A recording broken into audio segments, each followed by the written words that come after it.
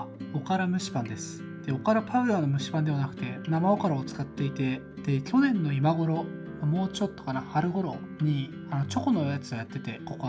プレーンの方はね、なんかもうちょっと改良したいなと思ってチョコだけでやったんですけど、そのことをね忘れてたんで、試作もう一回やり直して美味しいのを作りました。で、ポイントとしては蜂蜜を使っていることです。昔僕がおから蒸しパンを出した時はもうできるだけ糖質を抑えようということで、もう蜂蜜とかも一切使わず全部ラカントで限界まで糖質を抑えてたんですけど、それはそれでいいです。で、一応蜂蜜を使わずにラカントにするとかでもできるんですけど、今回蜂蜜を使ったのはまず香りが良くなる、すごいいい。で、自然な甘みとか風味も出てくるんで、すごい食べやすいしめちゃくちゃ美味しくなりますね。しっとりしててふわふわでめちゃくちゃうまい。で、今回おから使うっていうことで安くなる。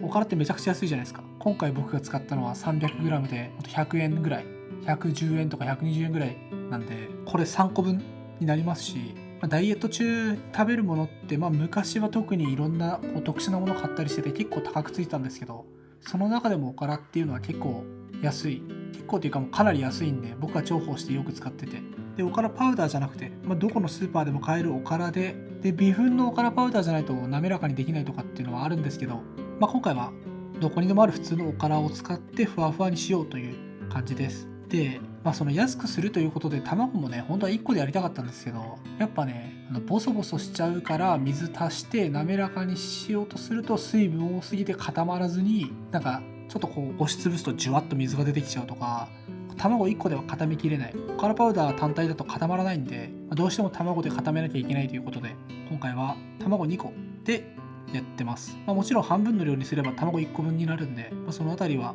お好みで調整かなという感じですね。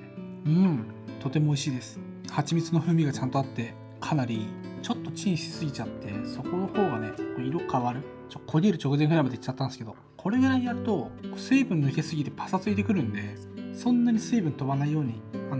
チンの時間は調整した方がよくって、ドロッとしてるなってことで追加するんですけど、その追加する時にちょっとラップして、ふわっとラップして水分飛びすぎないように、かつ加熱しっかり表面の方も固まるようにってことで、表面にはね途中でラップかけてもいいです。かけた方が一回うまくいく。途中でラップする方がいいかな。で、今回はラップなしで完全に固めようとして8分半ぐらいやっちゃって、ちょっとやっぱねそこの方焦げ気味になったんで、焦げそうなぐらいになったんで、事前にやった感じでは大体7分ぐらい。とにかくドロドロじゃなければいいと思います。で、腹持ちもめちゃくちゃいいんで、ほんとねこれ1回で半分、1食半分ぐらいで考えてますが、おやつとかで食べるときは4分の1個とかで食べてもかなり腹持ちいいです。やっぱおからはね強いね。うまい。味がいいです。かなりバランスいい。うまい卵蒸しパンって感じで。甘み一切なしで、食事用のパンみたいにしてもいいんですけど、やっぱおからの風味とか出てくるんで、ちょっと甘めにしたいかな。